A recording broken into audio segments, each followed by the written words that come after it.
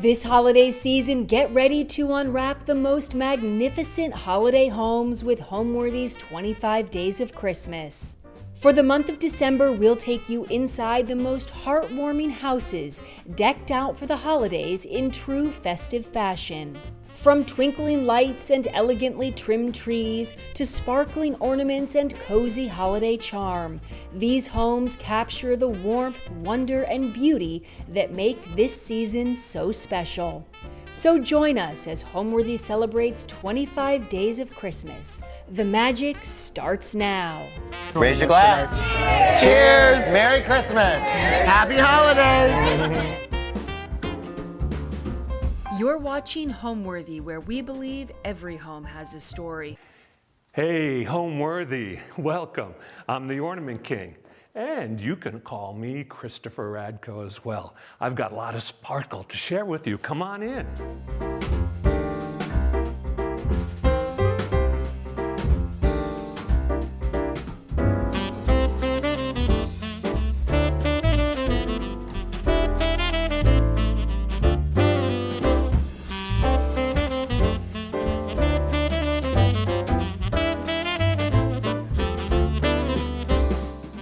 Hey, Homeworthy viewers, I'm the Ornament King, and I'm also the artist Christopher Radko.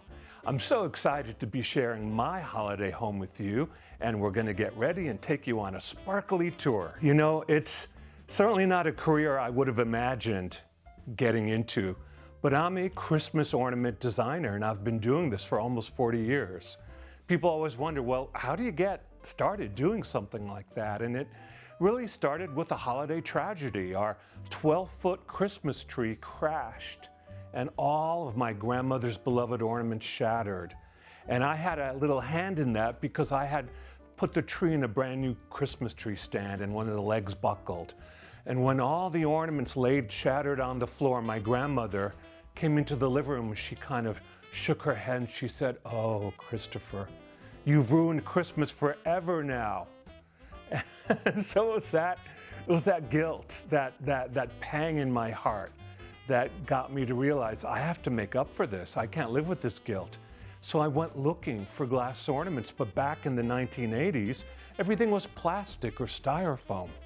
So I set sail to Europe looking for glass blowers, and I found some in Germany and Italy and Poland, and I commissioned them to make me some replacement ornaments. And when I brought them home to the States, all my friends said, "Hey, where did you get these beautiful glass ornaments? Can you get some for us?"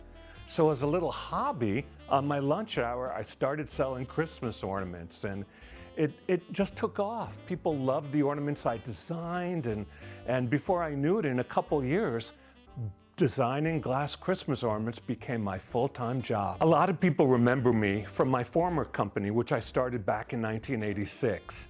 But I sold that company in 2005, and I'm no longer connected with that company. Instead, I had a very long non-compete, which expired, so now I'm back, and my new brand is the Ornament King. And it's, I think, appropriate. You know, the Washington Post last year did a great profile of me, and they said the Ornament King is back, so I'm sticking with their moniker. I love what I do. I'm so glad to be able to continue doing what I love. This is my second act in my life, and maybe a comeback, if you will. And so I'm working as hard as ever, but I love my work. And I really feel if you do something you love, you're not really working, you're following your mission. And my mission definitely is to create memories, to let my ornaments be memory makers as they connect families and generations and bring beauty to people's homes. For many years, I've been blessed to live in Garrison, New York. Garrison is like Brigadoon, if you remember the musical with Gene Kelly from the 1950s. And once you stumble on this little village, you really never want to leave. And you only kind of discover it once every 100 years. So the moment you show up, you got to kind of make up your mind. Well, I did. It's famous because the movie Hello, Dolly with Barbra Streisand was filmed in Garrison down by the river. It's a very small town. There's less than 2,000 people living here. Over 60% of all the land here is either state park or federally protected, so you can't build on it. So it's very, very quiet. There are no shopping malls, no highways or anything like that here. So it's like a secret little hideaway. I live in a home that was built literally a century ago in 1924. It's a solid stone house. It's got high ceilings, and that's important for me. As Mr. Christmas, I need to have high ceilings to decorate and feel that spaciousness. But the stone house makes it very quiet, and it just feels solid and cozy. When I get home from traveling or doing events or charity appearances, I get to feel like, this feels so good, I'm at home. Me and my dog just love it. I enjoy gardening, so I have a beautiful rose garden, and it's a joy to be here. But it's not that far from New York. I can hop on the train and be in New York City in maybe an hour and 20 minutes. So it's an easy connection if I want to go see a Broadway show or go out and paint the town red. So Garrison, a magical place. And over here, I welcome you to my dining room. This is the scene of so many special dinners and gatherings with my loved ones and friends. It's a great place for parties and anniversaries, and certainly for Christmas dinner. So the dining room is decorated for Christmas, and you can see this modern fireplace here with the garland that I set up. Now, each room has a different kind of garland. I use artificial garlands because, again, with the heat and everything, I don't want any needles to drop. But I multi-layer the garland, so I use a basic garland below as a background for uplift, and then I add special branches like the arborvitae branches and the sugar pine branches. I've used yellow lights, green lights, and twinkling white lights to bring a little bit of life to this garland. And lots of golden branches, some golden white nutcrackers, and these very playful holiday elves. They're kind of our hosts of the evening for Christmas. There's the table itself, which, as you can see, is set up for 8. And it's got our heirloom candlesticks from the late 1890s, crystal from France, also vintage, and gold chargers is a good background, matches the colors of the room. A lot of people are very interested in the walls of this room. The walls are all faux finish. They're beautifully and exquisitely painted, and the effect is green onyx. A lot of people think it's green malachite, which would be a very fair guess, but it's actually a close-up of green onyx that has these special circles in it and the wavy pattern that you don't normally see in malachite.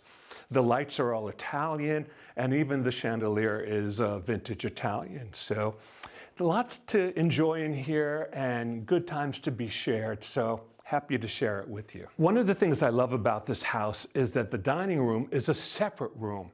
I like having a room that fulfills its assignment. Some homes are more contemporary, where the living room flows into the kitchen, flows into the dining room.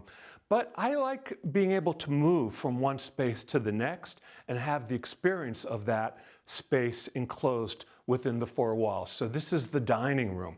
It overlooks the rose garden in the backyard, and it's a fun place to be. Usually guests come and greet me in the living room, and we have cocktails and hors d'oeuvres there, and then we walk over to the dining room for the formal experience of a very special meal. So follow me into the hallway. The hallway serves to separate the various rooms on the main floor. It's got a lot of watercolors, favorite paintings that I've collected over the years. To this side is the study. Over here is the grand circular staircase hallway. It feels like a grand old home. I love the tradition here. I think it's all about the details in a home.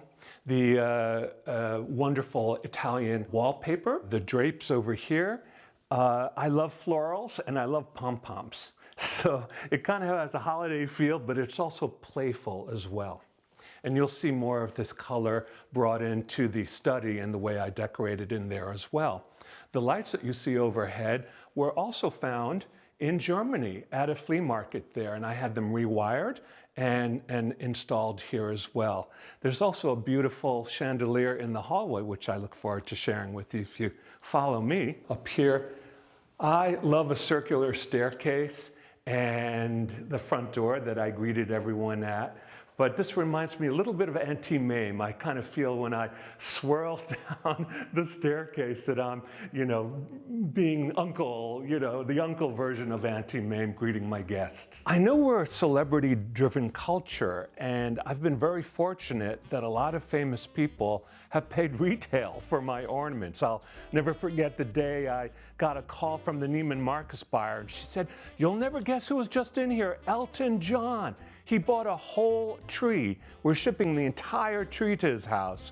And then another time I was at Saks Fifth Avenue and I was doing a signing event, and who should show up but Barbra Streisand's assistant asking me, "Hey, my boss would like to know, why aren't you doing Hanukkah ornaments?" So I started doing Hanukkah ornaments as well, and I continue doing so under my new brand, the Ornament King. One time I was in Hawaii. I had just landed in Honolulu, and I was checking my cell phone, and this message said, "Hey, it's Bobby, give me a call." I didn't know who Bobby was, so I press redial. I say, "Hi, this is Christopher Radko calling. You called me. I don't really know who you are." And he said, "Oh yeah, Bobby De Niro." It's like, what? Like, "Oh, come on, you're pulling my leg." And, I kind of said, "Make my day," or whatever, whatever the right word was to say. But he said, "No, I met you at Whoopi Goldberg's house," and that was true, because I decorated her house for Christmas. And he said, "Can you please, I know it's last minute, but please come decorate my house up in the Catskills and my apartment down in the city." And I said, "Absolutely." So that was really fun too. But I've worked with a lot of celebrities. Katharine Hepburn was a big collector, Jimmy Stewart, of the earlier generation, Gregory Peck as well, and Bruce Springsteen bought a whole Christmas tree of my ornaments. And then the younger generations, the models like Gisele Bündchen and Heidi Klum. I guess anyone who loves Christmas, sooner or later they're going to knock on my door and say, "Christopher, we need a little bit of your sparkle in our home this Christmas." So this is the study. It's a very bright, sun-drenched room, and it has a great view of the rose garden beyond. I love hanging out in here and just catching up on daily work and emails. It's a combination of something old and something new. So like, for instance, over here is this antique pump organ. You actually use the foot pedals on the floor and you fill it up with air, and that produces the sound once you hit the keys. I'm finding a restorer to come in and get it going again, because it's quite old. It's from the 1880s, and it even has the original clock, which I'm looking forward to having restored as well. Isn't that great? And the wonderful maple wood around. Do I play? No, I don't. So I have to take lessons. It's sort of like if you build it, they will come. In my retirement, I look forward to being able to actually play the organ or play the piano in the living room. But until then, I want to make sure it's tuned and ready to go. It's my great-great-grandfather up here. He's keeping an eye on me, making sure I design enough ornaments for each Christmas season. I love collecting antiques and prints. So you'll see on the wall framed prints of insects and fruit and birds. I love birds. I have a lot of bird feeders outside. And so I was lucky to find them in Paris, in the Marché aux Puces, which is the flea market in northern Paris, and I bought them all and had them framed. I think they go well in this room with the outdoors. I'm bringing a little bit of the outdoors in to the experience here. And that goes for the mantle that I decorated as well. I picked the colors of this room, so we have pinks and pale greens and celadons and whites in the garland, some roses because the rose garden is just a few yards away, and a champagne colored ribbon to weave through. But you can see again the fuchsia pink and lime green lights, all the beautiful hand-painted ornaments that I created this year, and even the birds. I have birds with spun glass tails clipped onto the wreath. And there's a little bit of motion here as well on the wreath with some of the twinkling lights. I never like to have just solid color. I like to have a little bit of motion with the lights flickering on and off. It's gentle. It's not going to give you, a stroke looking at it, but but it has that kind of like pulsation, especially in the evening when the outdoor lights go down, and you can just enjoy the warmth and the golden glow of the garland on the fireplace. It's really not that hard to decorate a wreath or a garland. I know it looks, very lush and beautiful, but basically I go to craft stores, I buy the wreaths ready-made, the base of them, and then I take a pine garland and I wrap it around the wreath to give it more texture and depth, and even to make it a little bit larger. I add a lot of pluses like the berries, some of the silk leaves, the flowers. The ribbons are always wire edged so they can hold the shape that you place them in. You can see there's a little wire trim over there that will enable you to shape the ribbon, and it will stay that way. I add pine cones and, of course, the lights itself. Now, I have a little trick I did here. Since I wanted the wreath lighted, but I didn't want to have an extension cord, what I did is I extended the ribbon here, but the lights are kind of hiding right behind there. So that's a little cheat, but don't tell anyone. But it looks very natural. This way, you can have both parts lighted.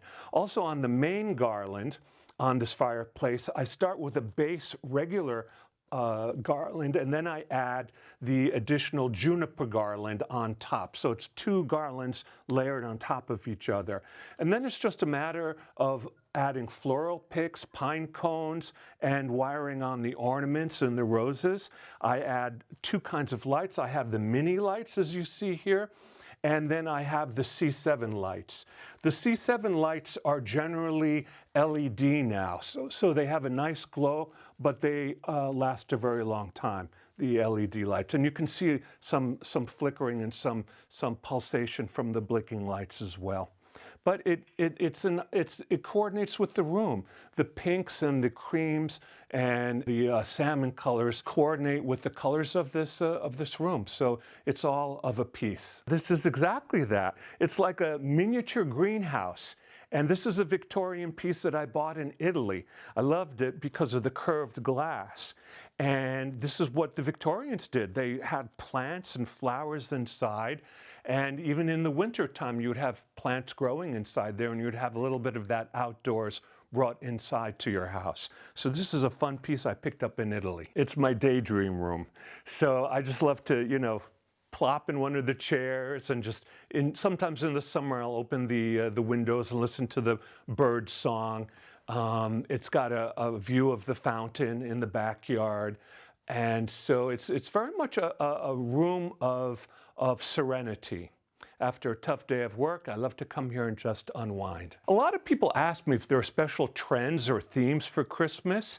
And me being such a traditionalist, I tend to go back to what I remembered as a child. So I do like the larger size light bulbs on a tree. You'll see that in a moment. I like colored lights, but they don't all have to be primary colors. They can be fuchsia and lime green, depending on what color your room palette is. I've noticed that there's a lot of pink in Christmas now, so it's almost as though pink is the new red. And also some earth tone colors still mean something, like the chocolate browns or the bronzes, but then to throw in a dash of bright color as well, like a lime green, to make it wake up. But again, I'm a traditionalist, so for me, more is more. I love the morning sunlight in this room, so a lot of times after breakfast, I'll come in here to do my morning emails. It's a very serene room, and I have 3 windows that overlook the garden here and the fountain off in the distance. It's so sweet for me to greet the day in this room. As you can see, some of the light is still in here from the morning. And yeah, there's the rose garden, and in the early spring I can open the windows and breathe in all the scents, so it's a very magical place. I think there is something really special about glass ornaments. I think perhaps because we remember them from our childhood, and maybe we received the ornaments from our parents or grandparents. There's also almost a metaphysical process into making an ornament. It's mixing all the waters, the elements, water, air, fire, and mineral. It takes a whole week to make just one ornament. It's mouth blown in the hot flame. It's silvered on the inside with shiny sterling silver, and then all the layers of paints and lacquers and glitters that are applied on the surface of the ornament. You can feel the artisan's heart and their touch in every single ornament. And as I like to remind people, it takes a human breath to breathe life into every single ornament. I think that's kind of visceral. You feel the magic in each one. These ornaments, these glass ornaments, are so magical. And I think there are a lot of reasons why. For instance, they're actually made in the same workshops that the ornaments were made in back over a century ago in countries like Poland and Germany and Italy and the Czech Republic, which are the birthplaces of glass ornament making. And the whole process of making them is pretty cool as well. You know, it takes a human breath to breathe life into every single ornament. And the ornament starts with a glass bubble, a clear glass bubble like a light bulb, and it's blown in the hot flame and kind of inserted into a mold, such as a Santa Claus or an angel mold or a snowman. And then on the next day, they pour liquid sterling silver on the inside of every single ornament to make it shiny and reflective. And then on subsequent days, there's layers of paints and lacquers and glitter, all the way down to the eyelashes and the blush. I think people feel the authenticity of these ornaments, and that's why they've become heirlooms. And people hand them down to their children and grandchildren. In a sense, my glass ornaments become memory makers as they connect the great-grandparents to the grandparents to the parents and children and grandchildren and so on and so forth. I kind of know that even 100 years from now, long after I'm gone, people will be decorating, I guess, Christmas trees on Mars, and they'll have my ornaments on those trees as well. And so now the next room we'll want to go into is the living room. Come on over. So now we come into the heartbeat of the house, which is the living room. My favorite room of the house for sure.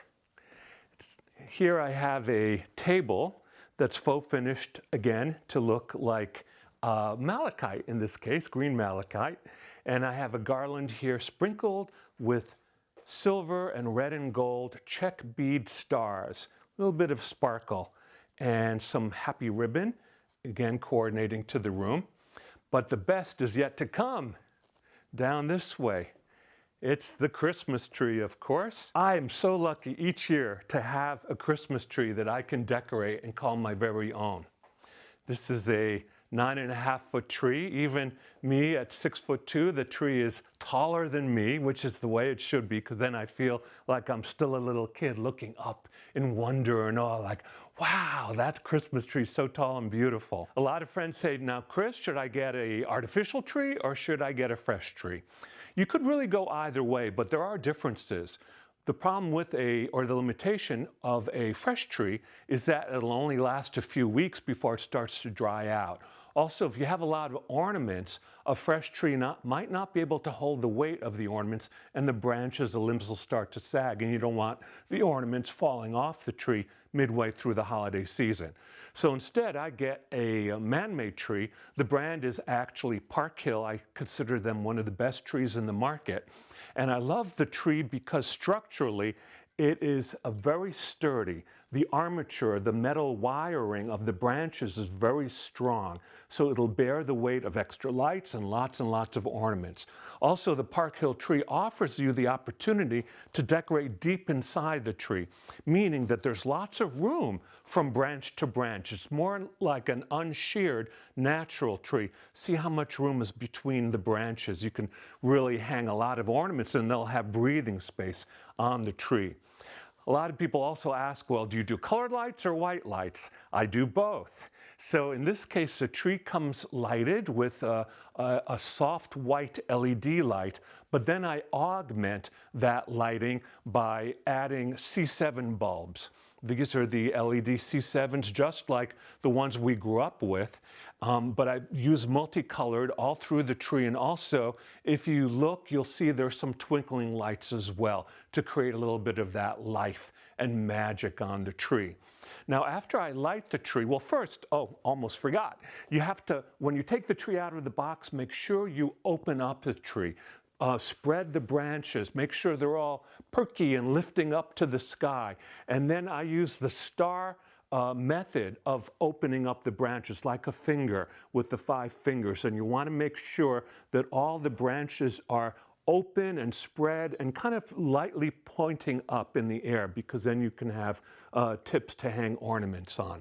Once you've opened up the tree and fluffed all the branches and added all the lights, then I add a lot of floral picks and berries. They become part of the background of the tree and they help to fill in some of the spaces on the tree.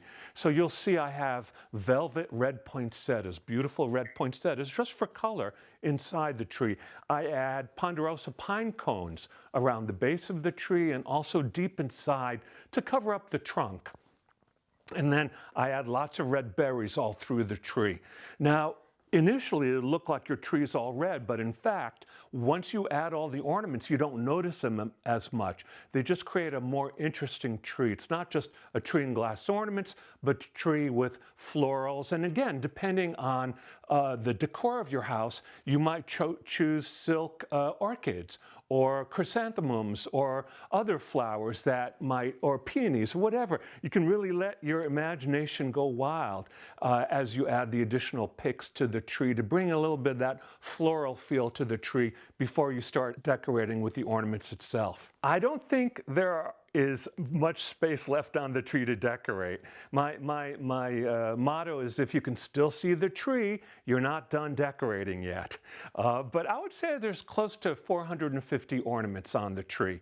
It's decorated all the way around, mostly in the front where all my favorite ornaments are. But that's a lot of time, and each one is individually hung on, and clasped onto the tree. Hanging ornaments, ornaments on top of the branches like the little mushroom or this little Santa or the bird, those go on top of the branches. Hanging ornaments as well.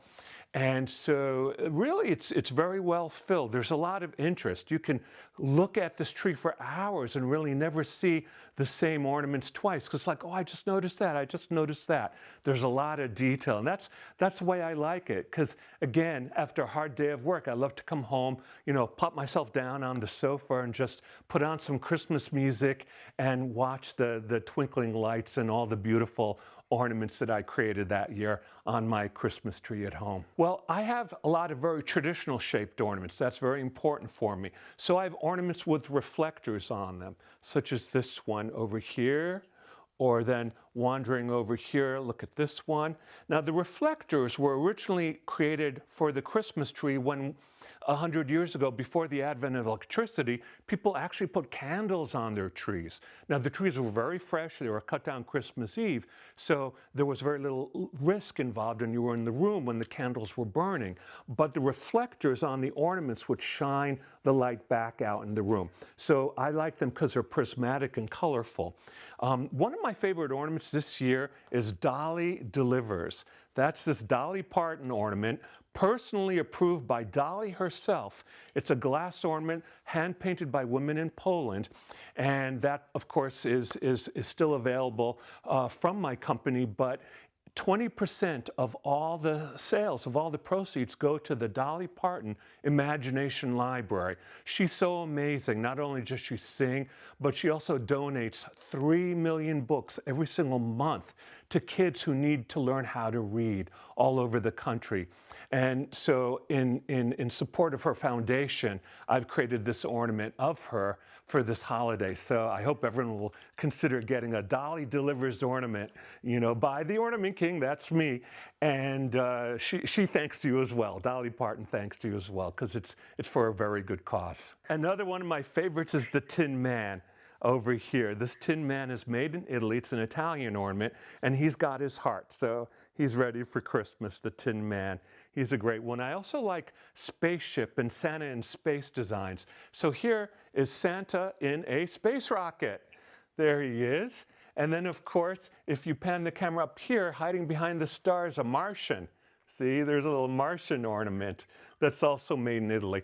And that's one of the reasons I have a lot of stars and comet shapes on the tree as well, because I like that celestial feel on my tree. Some people feel that It was Martin Luther who first introduced the idea of candles on the tree to inspire us to think of the celestial happenings of Christmas and the stars in the sky. So we continue that tradition today with Christmas lights on our tree. But I like spaceship themes. Here's a little UFO guy flying on a spaceship. He's really, really sweet. Also, I guess I'll point out that a lot of the ornaments have intricate detail on them. Here's one that I hope you'll be able to see up close. It's really incredibly detailed. He's a Santa, and look at that folk art costume he's wearing. And when you turn him around, he's as pretty in the back as in the front, and there's a peacock painted on the back with all the flowers. So that's exquisite amount of work, not just on the front of the ornament, but on the back where hardly anyone looks. So I love the painted detail. I love celestial themes. I like whimsy, you know, like the Tin Man from Wizard of Oz or Santa in a spaceship. There's a lot in here for the kid in me, because the kid in me is definitely alive at Christmas. I'm lucky in my community to have a lot of friends, and they bring over their kids to enjoy the tree. Sometimes we have a contest where I will hide, let's say, a vintage radio on the tree. And then the first kid that finds the vintage glass ornament radio wins an extra gift on the holidays. I'll show you what that vintage radio looks like. Let's see if I can find it. It's so well hidden. Ah, it's right here. See? So it's the only one on the whole tree. It's like an old, 1930s Walton's family radio.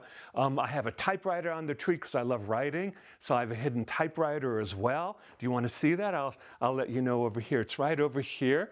If you come around, you'll see the royal typewriter. So I love that game of hiding ornaments on the tree and then challenging friends and especially their kids to come and, try and find that missing or hidden ornament on the tree. A lot of people ask me, hey, Chris, where do you get your ideas from? You're so prolific with all these designs. And, it always starts with a good bottle of champagne, to tell you the truth. But in all seriousness, I get a lot of ideas from the ornaments I remember when I was a kid. So the ornaments that inspired me as a child very much, suggest the ornaments that I would like to make today. Here we are at the living room mantle, and I chose to make it coordinate to the Christmas tree. So we use the red ribbons and the red velvet poinsettias. But again, even something as beautiful as this is really quite easy to try at home. What I do is I go to craft stores. There are a lot of them, like Michael's or At Home or Hobby Lobby. And a lot of those stores have garlands available as early as July. And so you might be in your flip-flops, but you can already start pulling together some of the garlands. Again, I always do a 1-2 thing. I put a base of just solid green garland, and then I add another layer of the more finer, the more refined garland. Through this garland, I've woven a string of gold balls. It's like a long garland branch, and I weave that around the garland to bring out some of the color, but again, to hide the branches. I've used mini lights. I loved mini lights as a kid. I remember those back in the 1970s, so they're back in town on my tree. I actually still use incandescent lights. I think the glow is very special with an incandescent light bulb. There's a warmth that LED light doesn't always have. You'll see here I added a couple of golden reindeers, and I added the finials as well. The finials usually go on top of a tree, but you can use them as part of your garland display as well. Or if you'd like, you can use them architecturally by putting them over candles in a candlestick holder, and then you can have a bunch of them on a table if you want for the finials. So this is a very traditional design over here with the holly and the ruby red velvet ribbon. The fireplace itself is French. It's the only so-called new fireplace in the house. It's actually an antique French fireplace, a Norman fireplace from the 1700s. The previous fireplace had a lot of damage on it, so I opted to bring in this very special fireplace from France. The mirror is from Italy. They do a lot of great carving there. So are the wall sconces. Those are from Italy as well. And they feature a swan head and then the candlestick holders as well.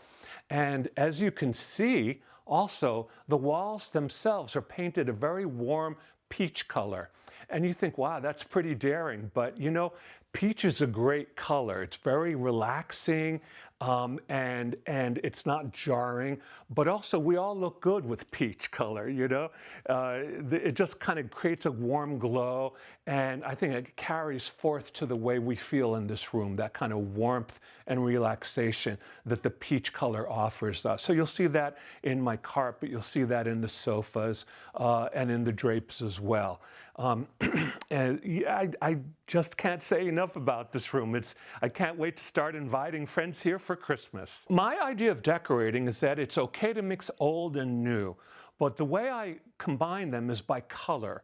So I may have an antique chair next to a contemporary sofa, but if the colors speak to each other, then it is just perfect. So for instance, you know, our little side chair here by the window is an old French chair from the 1880s. It's covered in bright contemporary fabric, but with the floral feel, because I like flowers so much. But then we have these modern sofas and side chairs as well. They are Italian as well, but they're brand new. But they have an old world feel because of the cords that cover and hold together the sides. You can, if you wish, undo the cords and then make it into like a reclining bed as well. I don't do that, but it has that look of earlier centuries. The carpet is from Pakistan, and it's hand woven. It dates back to the 1920s. And again, for me, it's primarily the colors that you see that all come together. Even this Hopi Indian feather headdress. Again, for me, it's primarily, well, I like the historicism of it, but I love how the colors blend with the rest of the room. So it's okay to have old and new, you know, reflecting your different chapters of your life and also your various points of travel. But as long as the colors weave it all together, it somehow, you know, becomes a wonderful effect. The beams are walnut and they've been restored. I think the last family that lived here were heavy smokers, and so we had to have them, you know, cleaned and scrubbed. But yes, they are original, and it's, you know, it was hard to create such a large room without beams. So I'm glad they're here. I love creating an intimate feeling for even a large number of guests. Sometimes I'll invite a friend to play the piano, maybe a concert pianist who lives locally, and she'll come and play a lot of holiday tunes. We'll be, you know, serving champagne and hors d'oeuvres here. There are lots of chairs, so people just kind of pull up and sit around the table here in the front of the room, and a lot of people can fit on the sofa, surprisingly. But then we bring in extra chairs. The idea is to create a circle, kind of a hosting in the round. And even though the chairs are different sizes and shapes, people manage to fit in and feel very cozy. I even have a tiny child's chair that I include, and I'm usually the one sitting on it because people's like, oh, I can't sit on that. I'll show that to you. It's right over here by the piano. See, that's a little child's chair. And I fit on it, yes, even though I'm 6'3". So, but you know, how great it is to have live piano music playing, whether it's Christmas Eve or New Year's Eve. Just, you know, the sound wafting through the house of some music playing, it's just, nothing beats that. For me, the specialness of holidays is they give us a chance to forget the rat race for a moment, to catch our breath from the daily grind. And decorating the home helps to heighten that experience. It identifies that something special is going on. Of course, at Christmas, the Christmas tree itself is a centerpiece of gathering for your family and friends. I love traditions at Christmas. I love the Christmas foods, the Christmas music, making a bûche de Noël, for instance. My mom was born in France, so we always have a Yule log. It's a chocolate cake with cream and icing, the bûche de Noël, so I always bake one of those. My dad was born in Poland, so we follow the Christmas traditions from a Polish origin, which is on Christmas Eve. you have an all-fish meal. So, you know, seafood and fish, different kinds of fish and seafood. That's also true in Italian families, having the all-fish menu for Christmas Eve. I love going singing in the choirs and in our community gatherings in Cold Spring. Usually the first Saturday of Christmas, all the stores are open late and we go choiring and caroling all through the village, making a special meal for your friends, or wrapping a gift, or filling out a Christmas card by hand. All these things that bring your handwork and your craftsmanship to it. It's a direct connection to your heart. And I think people feel that heart energy when they receive that wonderful meal, that bountifulness at your table, or that hand-wrapped gift, or even something handmade that you've created for someone. I think that, you know, anything can be store-bought, but if you make things by hand, that's that little magic ingredient that I think says, yeah, I love you, I care about you. I am an avid gardener. It's really my happy place being outside and in this rose garden. Most of the roses are finished because it's getting closer and closer to Christmas. But as you come through here, you'll see there are still some colors, occasional roses here and there, the fountain, the view back at the house. Perhaps my favorite event is in the springtime when all the roses are in full bloom. And I invite a harpist to come in and play music, and I have a little tea party in the garden. Tea and punch and champagne, and people just stroll through the garden and smell the roses. A lot of them are old world heirloom roses from France, David Austin roses as well. Some of the roses date back to the 1890s and early 1900s. Very, very precious varietals. I think this is a place also to relax. And I think in contrast, we all have such busy lives. So how good it is to be able to create a place that you can just relax and reconnect with nature. And maybe read, you know, some Emily Dickinson, some poetry, or what have you, or just invite your friends over for a little afternoon lunch here in the rose garden. It's going to be all ready for Christmas. Yes, a little house in the countryside in Garrison, New York, and it's got a little bit of France, a little bit of England, and a whole lot of Santa, especially inside. You can see the lavender that I grow here as well. I'm known for growing lavender. They used to call me Johnny Lavender Seed because everywhere I go, I give people gifts of lavender plants and teach them how to grow lavender. I used to be a lavender farmer during my non-compete time. The 10 years I made beautiful organic lotions and oils and things like that. So I still love lavender and I still have it around the house. So here we are at the front of the house.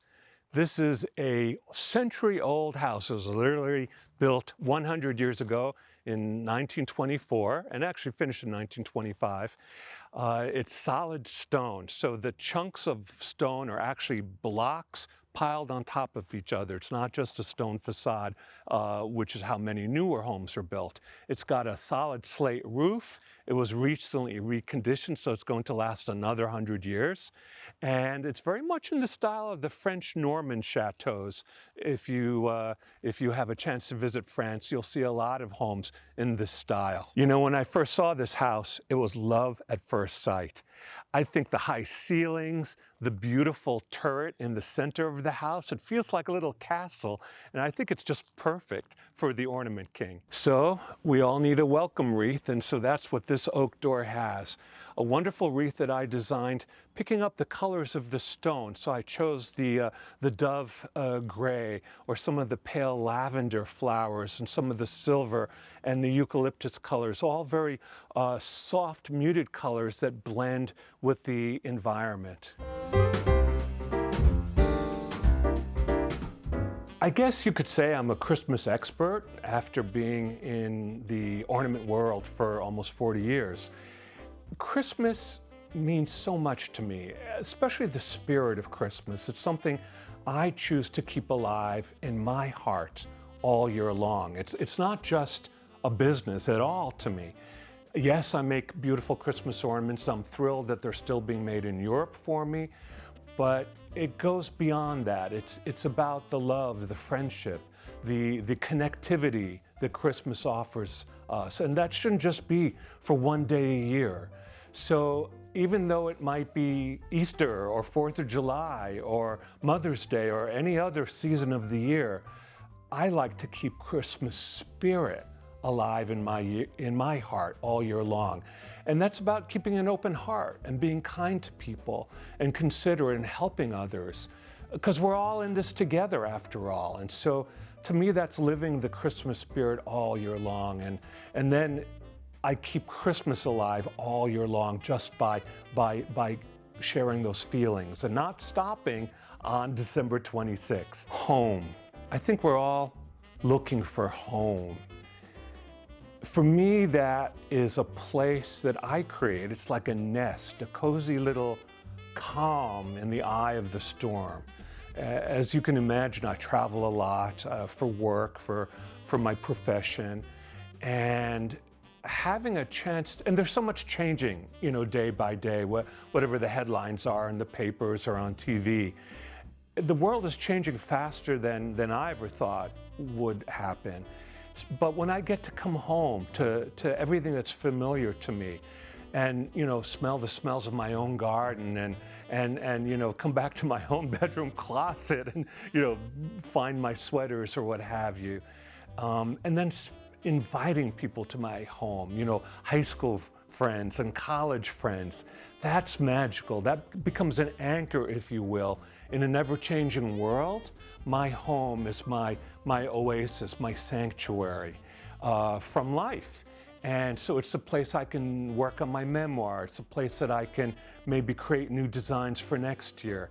It's a place I can share with friends and loved ones. So to me, home is all those things. It's sanctuary. It's that center in the eye of a storm for me. So I love being at home, and I hope to be at home more often next year and not to travel quite as much as I have this year. But when you have a new company, a fledgling company such as my new company, the Ornament King, I have to be out and making the rain dance, if you will. So, but home it's solace. It's my heart. Heart is where my home is. And Homeworthy folks, it's been so great having you be part of my holiday traditions. So until next year, have a great holiday and a Merry Christmas. Thanks for watching. Be sure to go to homeworthy.com for exclusive content, shopping guides, and so much more.